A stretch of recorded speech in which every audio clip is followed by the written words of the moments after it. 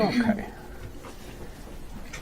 So we are recording, and this is immunobolus that we're doing. So, Rob, you want to start us out here? Sure, yeah. So it looks like you almost have like a crib, and I was trying to make out what was like in that. If that's eosinophils, you're thinking about like P vegetarians. Yeah, exactly.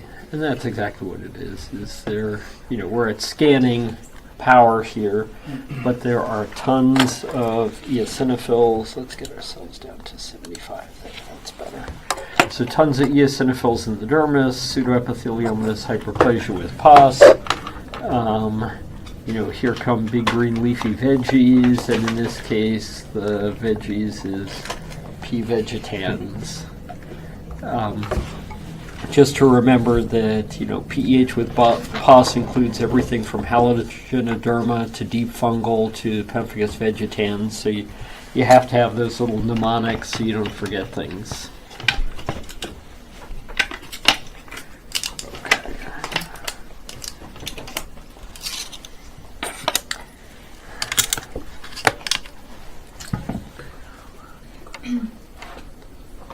Okay.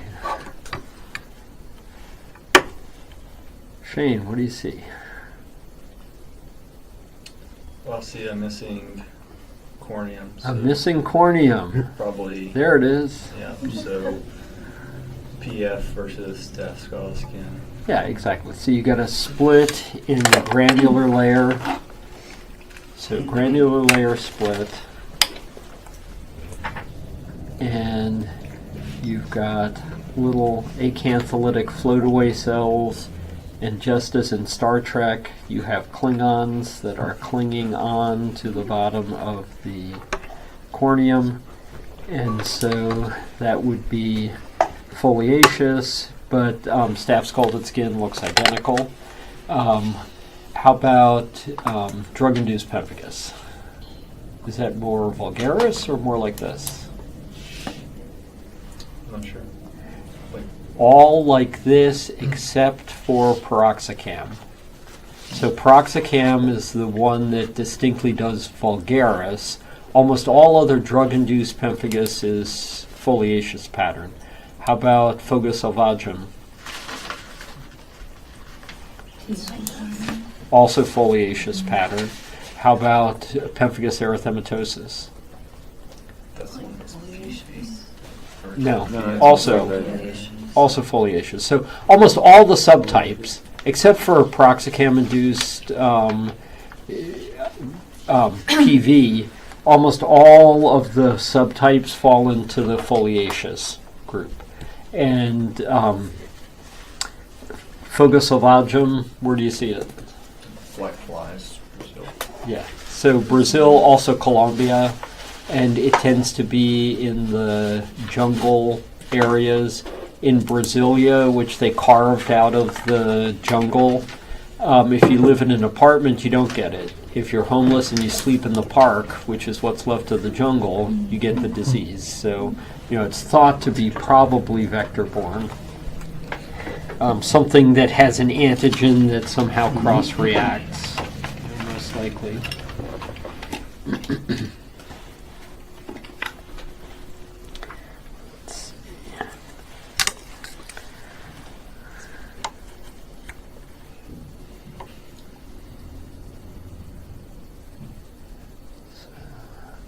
That's probably good right there. So it looks like we have a subepidermal split.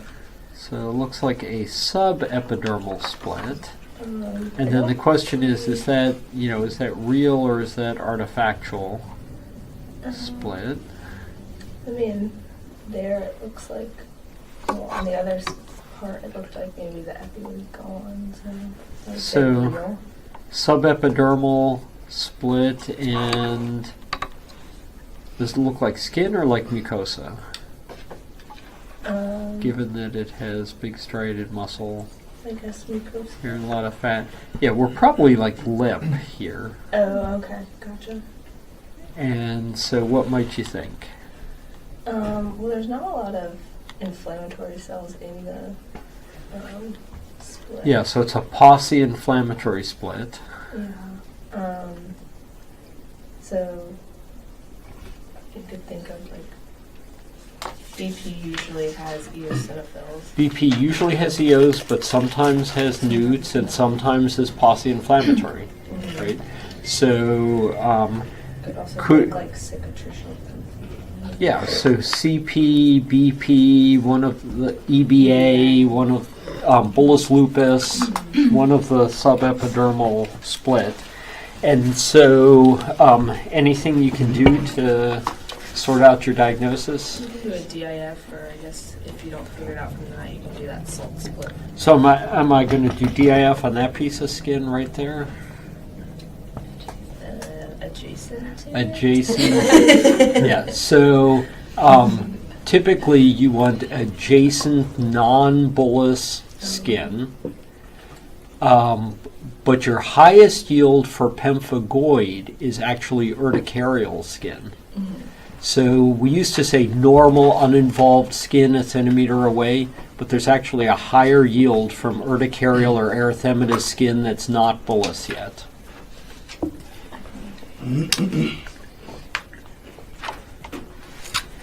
And let's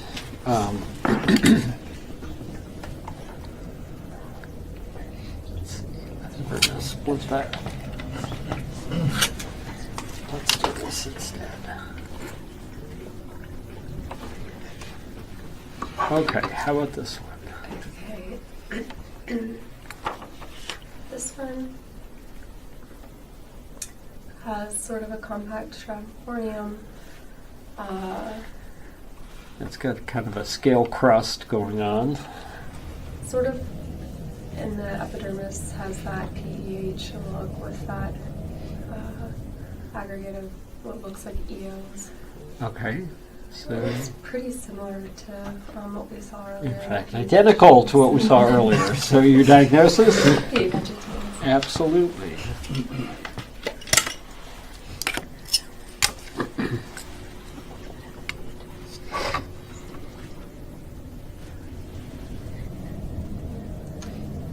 Looks like in that section we have superbasilar split, almost like tombstoning. So suprabasilar acantholytic split with a tombstone row left behind. Which makes me think of Pemphigus vulgaris. So absolutely.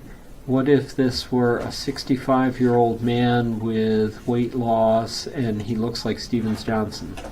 Like a perineoplastic. Like a PNP. Absolutely. So PV or PNP, one of the clues to perineoplastic is that you tend to get necrotic keratinocytes similar to EM. So if you have lots of dead reds scattered in there, that's one of the clues to perineoplastic pemphigus. The immunoblotting is going to be different, obviously, and the the indirect immunofluorescence are positive on transitional epithelium in addition to stratified squamous. So, you know, in days of yore before Eliza's, we used to do rat bladder.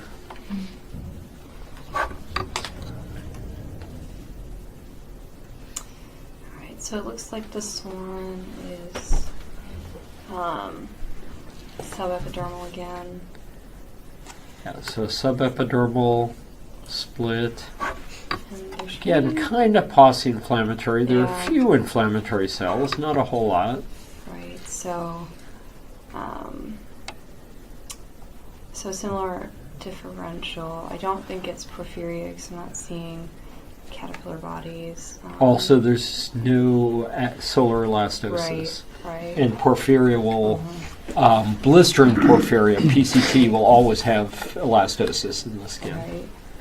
So it could be EVA or BP or cicatricial or So EBA, BP, cicatricial, bullous lupus. yeah. Other things that give you subepidermal bullous, inherited EB. A blister after cryotherapy is a subepidermal. That's a lamina lucida split, same level as BP. So those are all things in the differential. Coma blister also. I'm sorry? Coma blisters. Coma blister is subepidermal, often with full thickness necrosis. So it can look, in the acute stage, you can have partial necrosis in a subepidermal bulla that looks like pemphigoid. When they're fully developed, it usually looks more like TEN.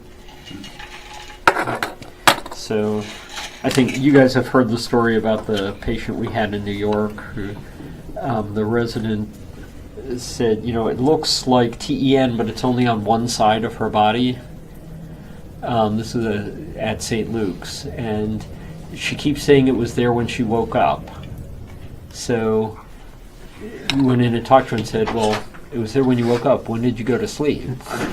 Well, I went to sleep on Monday after my endoscopy, and then when I woke up Sunday, it was like that. So, she was in a coma from Monday for almost a week, and when she woke up, she has, most of it is probably just pressure necrosis with coma. Okay. So what do you see here? All right, I see some crust. So you got subcorneal crust. What else do you have? Bunch of eosinophils.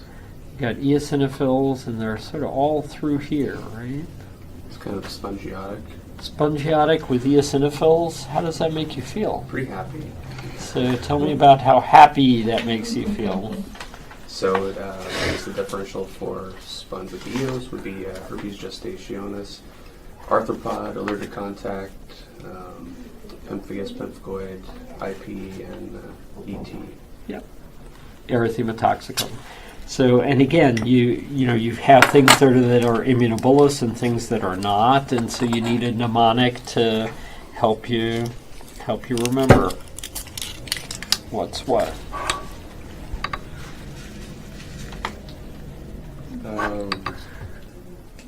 First thought was PV, but it looks like it's full thickness, like dilapidated brick wall in that one area. But I think I'm going to stick with PV. So, see how that has kind of a blue rim around the nucleus? Let's switch back. And you have all of these blue cells that are kind of flat. I think grains. Like grains. So you have lots of grains in here. Does pemphigus vulgaris tend to give you grains? More like derriers or dairies. Yeah, exactly. So this is acantholytic dyskeratosis giving you a blister. So the difference is the dyskeratosis part, which would be either corons or in this case grains. And that's a clue that you're dealing with acantholytic dyskeratosis, Grover's, Darier's, woody dyskeratoma, vulvocrural, acantholytic dyskeratosis, any of those disorders, rather than something immunobullous.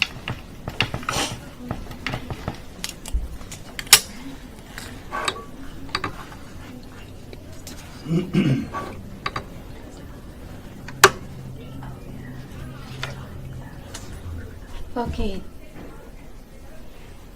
No, obviously is the cancellysis at the superficial layer. Yep. So it's but the location. I'm wondering it's pemphigus vulgaris or Haley disease. So question of Haley versus pemphigus vulgaris. Yeah. One of the clues is Haley will always have red rings around the nucleus, and there's usually no ring around the nucleus in pemphigus vulgaris. Here, I don't see any red rings. Yeah, so this is So it's PV, you're correct. There are very prominent villi formed with the acantholytic process, and you can see that's a sebaceous gland. Pemphigus often extends deep into the follicle.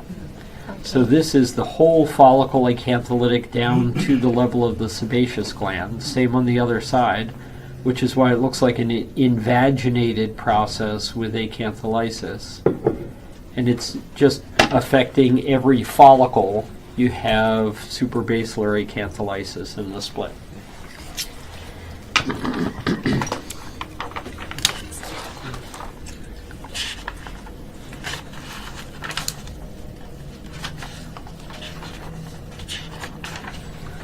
Looks like irregular acanthosis, You got lot irregular of acanthosis. spongiosis in there, A lot of sponge. Anything sitting up in the sponge? some EOs. Some EOs. Imagine that. Makes me sad to see that. It makes you sad to see that. Smart ass. Okay, so it's again your happy differential. Very good. Touche. Okay.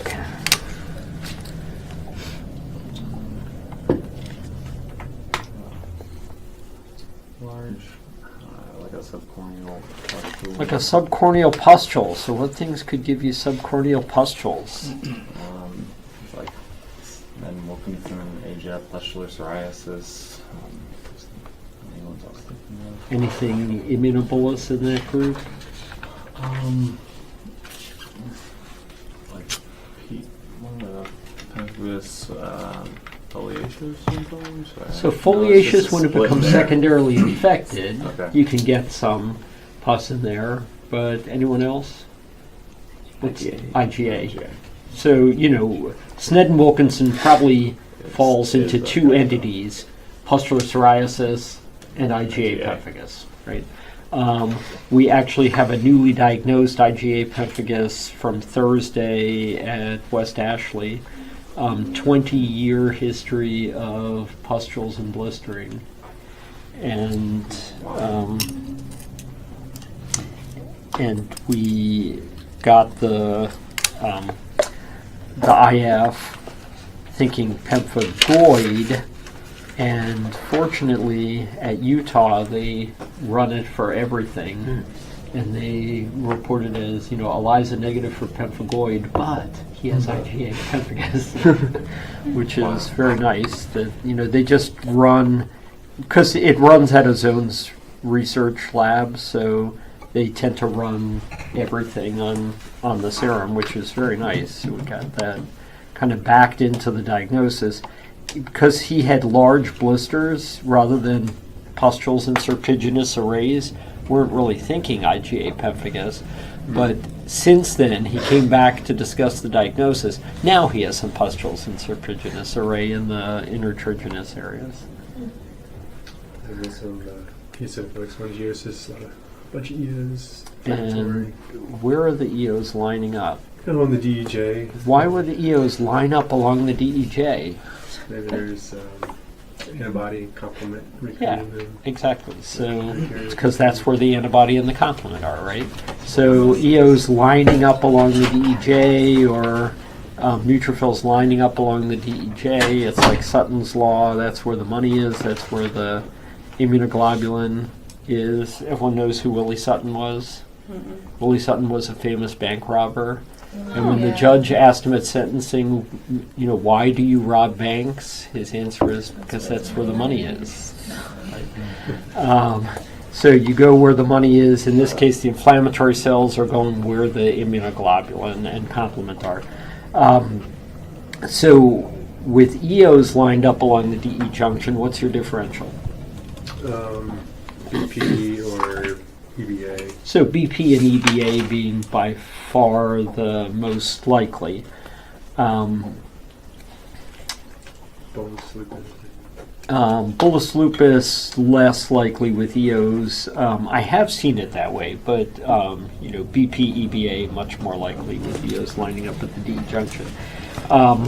What is required for a blister to form in pemphigoid? So complement and Complement, infiltrate. inflammatory cells, and antibody, all three. So you can target any of the three in pemphigoid, which is why you can do things like doxycycline and niacinamide. In pemphigus, what's required for blister formation? Just the antibody. antibody alone, so you must target the antibody therapeutically. So that's, fundamental difference between those. Okay.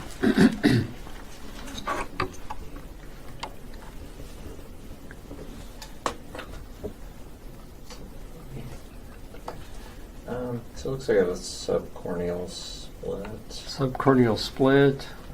What's that little thing clinging on to the bottom of the corneum? Is that a newt?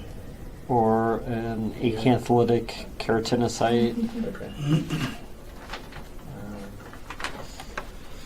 So you got a few Klingons there. So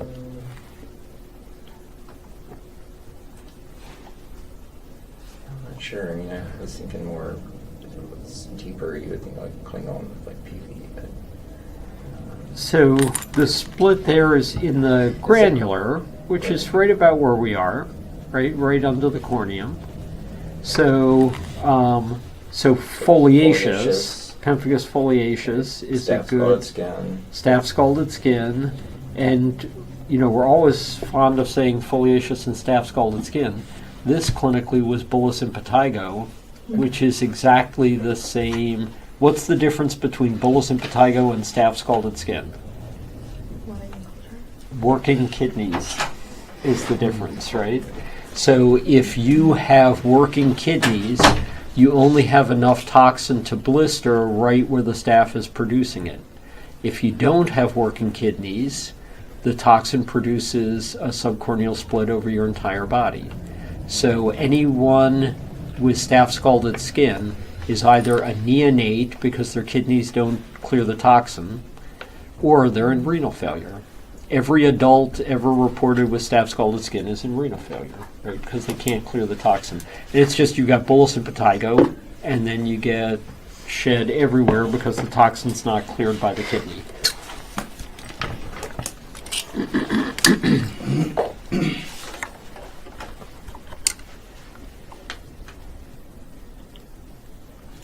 Like the EOs are lining up at the DJ. So you got most of them perivascular, but a few more enlightened ones, trying to seek out the DEJ. Sometimes it's really prominent that they're at the DEJ, and sometimes it's more like this, where most are perivascular and just one or two are tagged along the basal layer. It can happen either way, so they're both perfectly acceptable.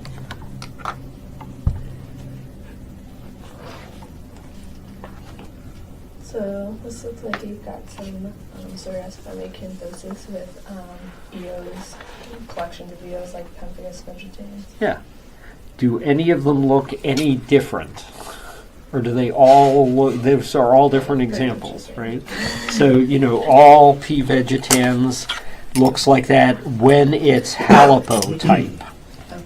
Newman type tends to be more, doesn't have the EOs, and is the worse one. It tends to be like bad vulgaris, whereas halipo's pretty indolent with just vegetating plaque studded with pustules. So, if you remember Seinfeld episodes, no one liked it when Newman walked in the room, right? Hello, Newman. So, no one likes Newman around, so the Newman type is the bad one. Right?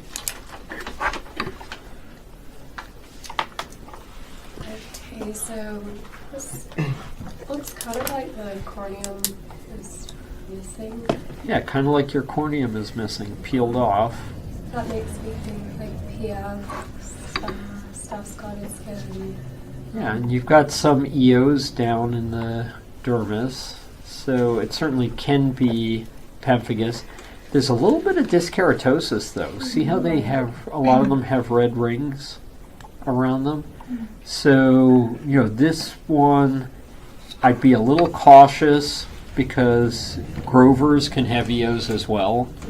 So, could it be an exaggerated Grovers mimicking foliaceous? This one was positive on IF, so it was foliaceous.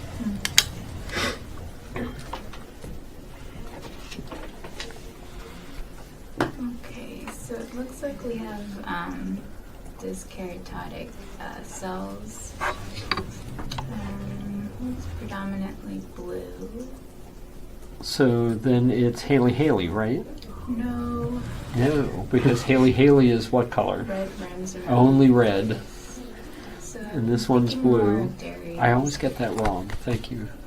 Okay, so so Haley is always red. This one's blue. And so this, and it's tiny little foci, so it's more likely, Darius. or Grovers. Grovers. Yeah, Darius or Grovers. And Grovers tends to be, tiny little foci. Here you've got another small one that has a clear ring. So you can have clear rings, blue rings in any acantholytic dyskeratotic disorder except for Haley, which only makes red.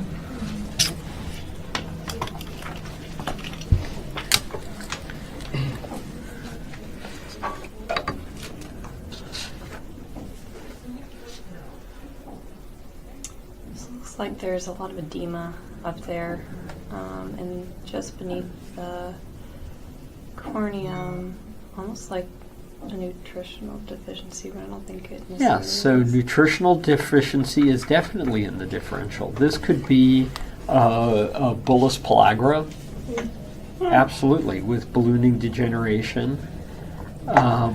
What else? So I can't tell if the split's at the granular layer. I think there's a little layer of cells at the top, so it could be. I don't think it's foliaceous. And it's, you're thinking not foliaceous because foliaceous tends to be a clean split with little Right. Klingons. This has edema, it has serum, it has reticular degeneration.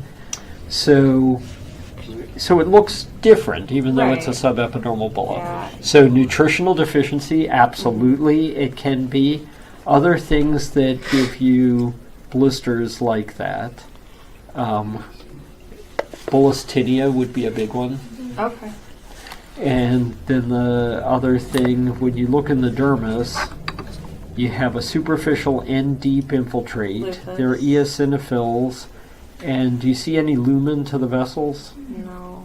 No lumen to the vessels. So there's endothelial swelling, superficial and deep with eos. What is it? Syphilis. Or bug bite. Oh.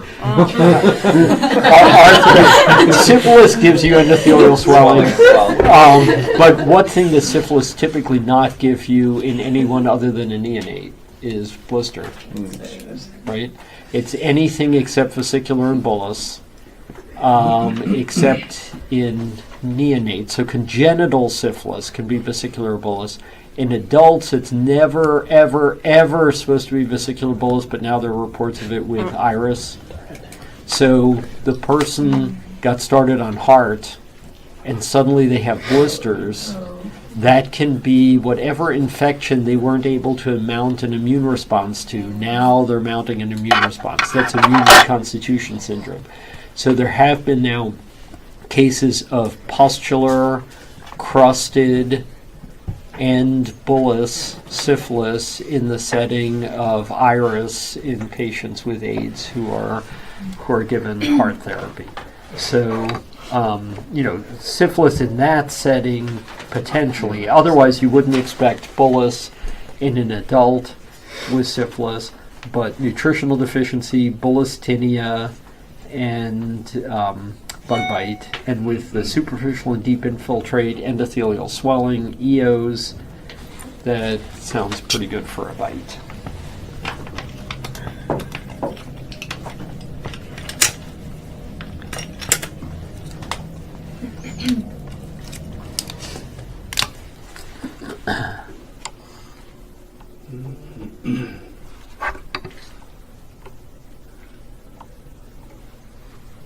It's like a subepidermal split. Like a subepidermal split, and what's in the bulla? Eosinophils. So what do you think? BP or EBA. Yeah, BP or EBA. Now, you get away from there, and it's not EOs, it's newts. And it's newts in the dermal papilla. So What's that's your the differential plaid there? differential. So what's your plaid differential? Pemphigoid, They're bullous pemphigoid, bullous lupus, EBA, IgA, and DH. Yeah, and this was linear IgA, despite the EOs in the central bulla. What deposited was linear IgA. So there is some overlap between your plaid group of disorders with newts in the papillae and your subepidermal split with EOs. DH occasionally can have lots of eosinophils, so can linear IgA. They're more likely to have neutrophils, and BP is more likely to have EOs, but there is some overlap, which is why we do DIF.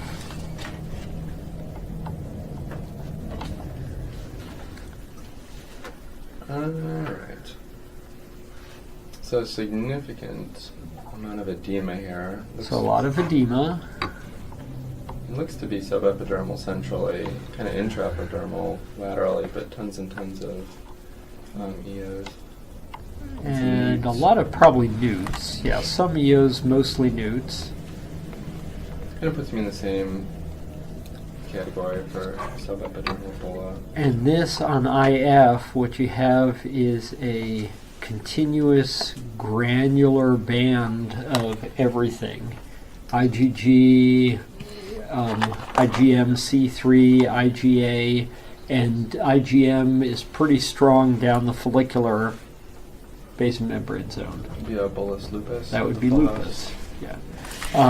So bullous lupus can be more linear because it can have antibodies that target just like EBA type 7 collagen, or it can be more of a typical just lupus pattern of IF, which is granular, full house, everything present at the DEJ, and then the most specific for lupus is if you have granular IgM in the basement membrane zone of a hair follicle. It's either dermatomyositis or lupus, usually lupus.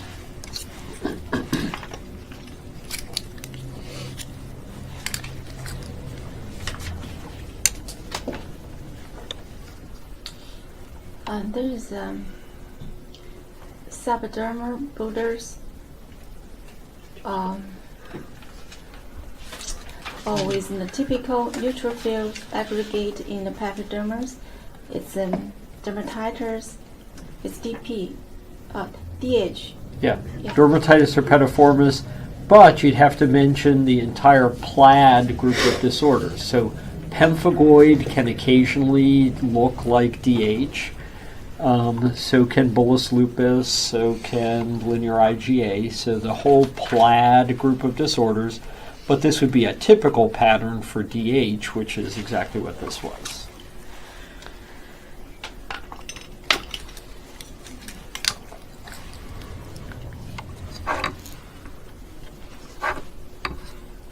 Looks like a intraepidermal split. I don't see the corneum.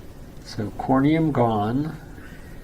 So it would look like foliaceous versus So things That's like all skin. foliaceous. Again, you've got a few red rings, so you might even think of an acantholytic dyskeratotic disorder. This one did prove to be foliaceous.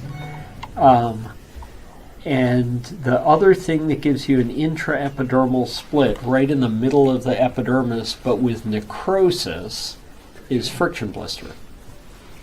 You know, that back and forth, it's right in the middle of your epidermis that the cells necrose.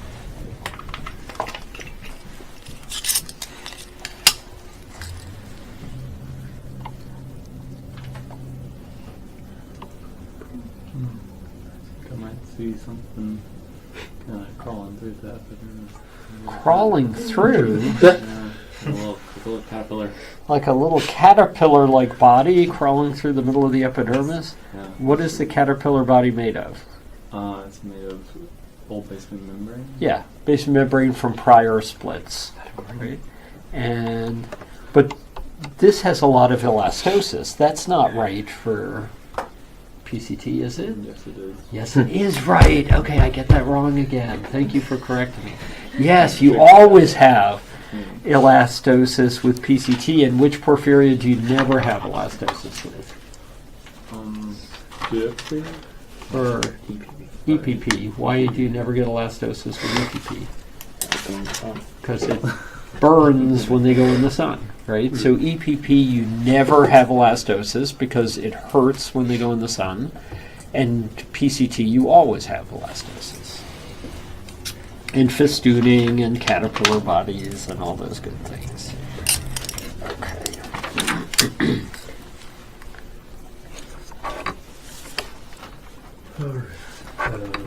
Thickened horn. There's a little focal subepidermal split. That's pretty inflammatory.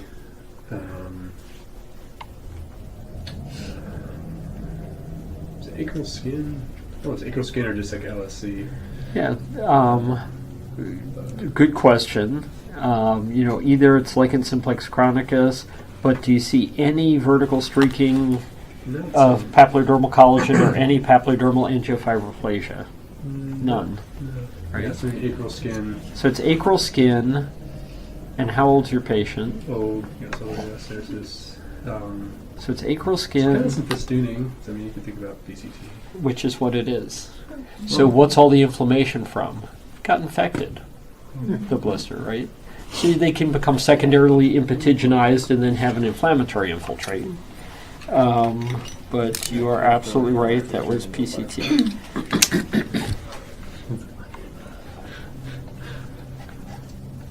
So, looks like you have some, almost like a suprabasilar split.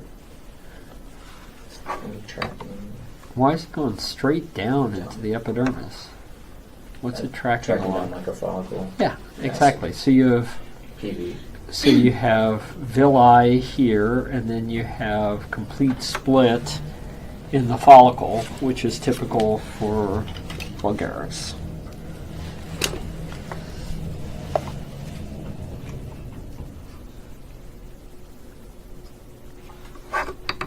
Yes, edema in the papillary dermis. I think there are some EOs there as well. But almost sweets-like initially. But So almost sweets-like, but if it's not neutrophils, so sweets would be papillodermal edema with neutrophils. When you have lymphs and massive papillodermal edema, what things do you think of? like PMLE. So polymorphous light, how about on acral skin? Perniosis. How about the other thing on acral skin? Bullous tinea is another one that will do that. And bug bites, but this doesn't have any endothelial swelling. You've got wide open lumen. Good differential. And yeah, there definitely are some EOs. Some of them look like they're at the DE junction. And you got, something a little funky in the follicle there. So it's like tumors down here. Exactly. And this actually would prove to be vulgaris. But, there's a spectrum, which is why we don't just look at one side.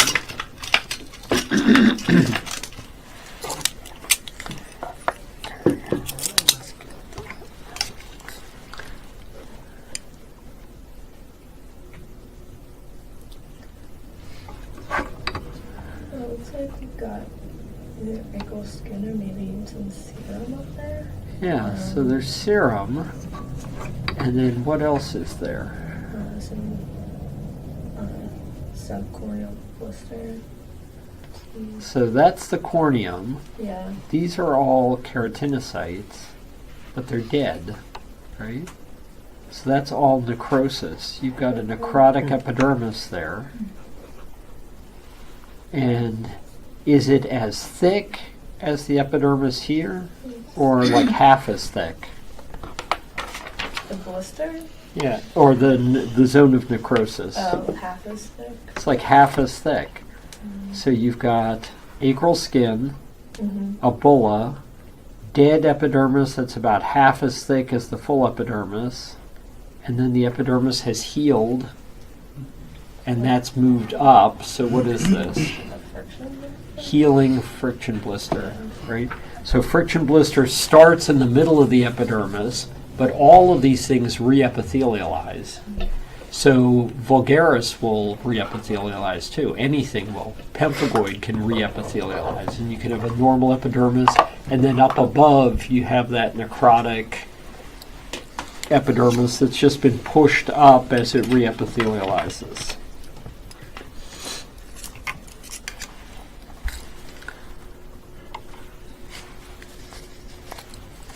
So it looks like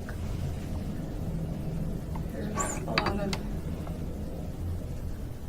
acantholysis, some dyskeratosis as well. Yeah. It's looking sort of like Derriers. Yeah, Derriers. What else is in that differential? Grover's, Haley, but usually that has a little bit more acantholysis, less dyskeratosis. And Haley would never give you blue or clear rings. And you have distinct blue rings here. So, TAD, Derriers, vulvocrural dyskeratosis, any of those disorders look like this. Okay, very good.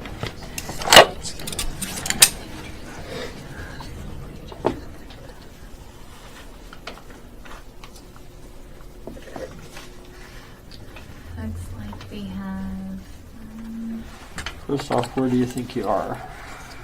somewhere acrally.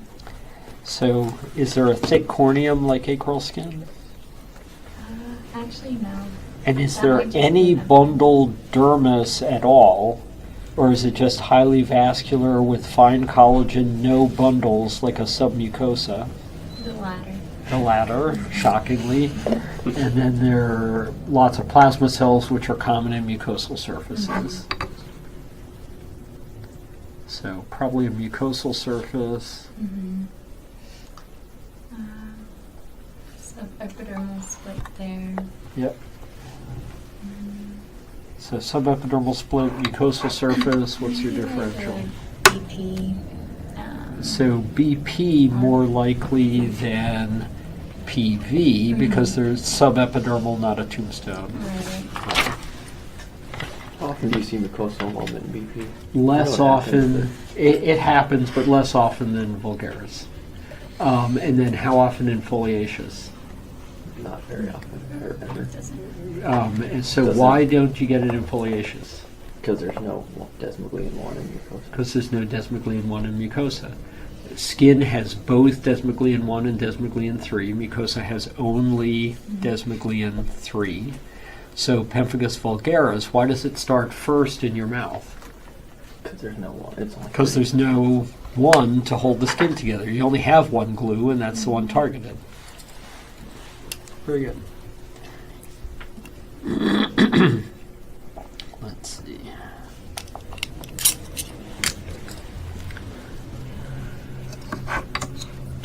So, looks like there's a small, let's see, sub-epi blister, but it looks like in the papillary dermis there's a lot of, I think those are newts. Yep, lots of newts in the papillary dermis. It's probably DH. So it looks like DH, except that there's LCV underneath. Leukocytoclastic vasculitis, the neutrophils can spit up and mimic DH. So if you have vasculitis and then you have papillodermal microabscesses, they're just spitting up from the vasculitis. So you can get a DH-like pattern above an LCV. That's a, common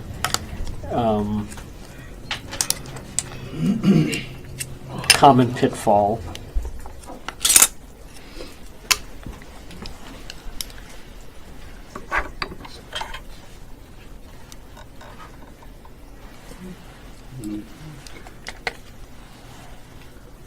It's like a subepidermal.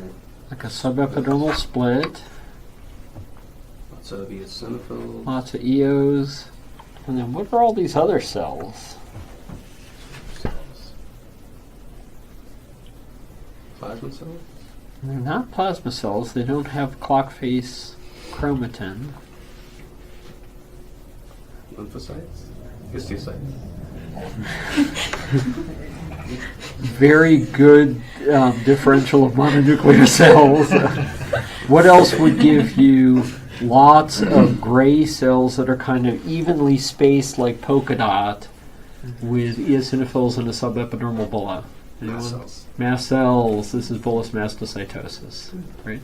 So bullous mastocytosis is going to be a subepidermal bulla, and the hint is, in addition to the eos recruited by the histamine, you have that polka dot pattern, very evenly spaced mononuclear cells. Nothing is as evenly spaced as a mastocytoma.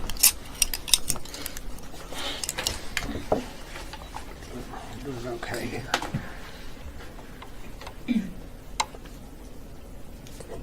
Okay. Very focal, but starting to get some. Okay, it's not as focal. This looks more at the brick wall starting to go full thickness, I believe. But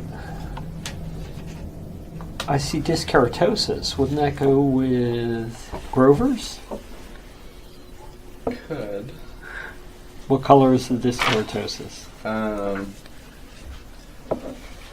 Red. Red, red, and only red. So dilapidated brick wall and the dyskeratosis is red, red, and only red. This is Haley. Haley. Who described it first? And the latter. Haley, right? I think they were brothers or something like that.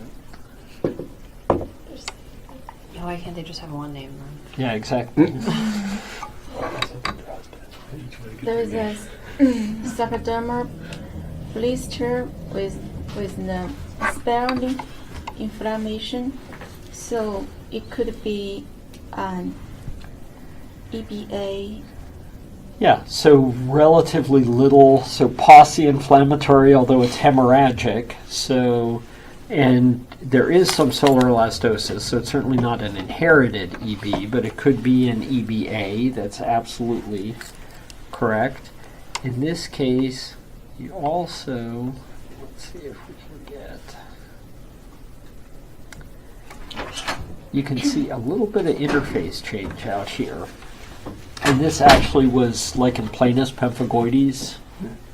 So in,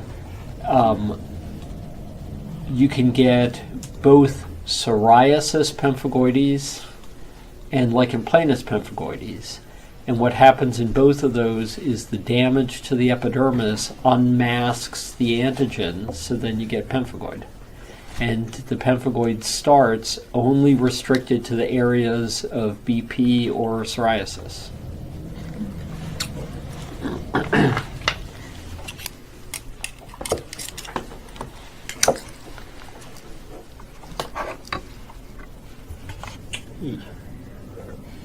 That's what I said when I A saw lot of this. necrosis in the epidermis. So So, maybe like TEN. so your corneum, acute or chronic? Acute. Corneum very acute, right? Hyperacute basket weave corneum. And your epidermis, full thickness necrosis. So that would be good for an EM, TEN type of look. The other thing that can look very similar to that is PNP. Okay. And remember, you're going to be thinking Stevens-Johnson when you see PNP. So old people with Stevens-Johnson think paraneoplastic pemphigus. How old is old? Is that a trick question? Yeah. Older than you are. The usual answer is older than me is old, right? But you know, PNP are usually people 70s and up. Okay. Looks like a bigger dyskeratosis here. Yeah. So you're thinking? Derrier's or... Yeah, Derrier's, Grover's, that kind of thing. Very good. I think we did pretty well in terms of covering the spectrum here.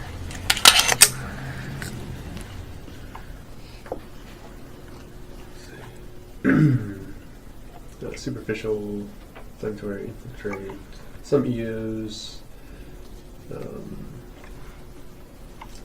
see.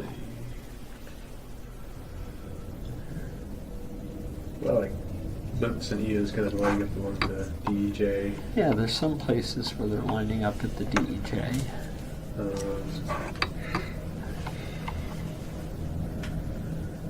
So you'd want to get an IF, thinking possibility of immunobolus, and that one turned out to be EBA.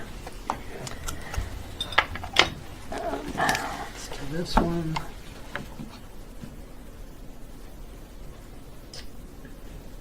So, looks like maybe subcorneal.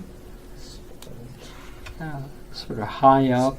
Maybe some cells going on like Yeah, foliaceous. just starting to split, like an early split of foliaceous, or staph scalded skin, or bullous impetigo. Where you guys are getting really good at nailing everything from the chapter.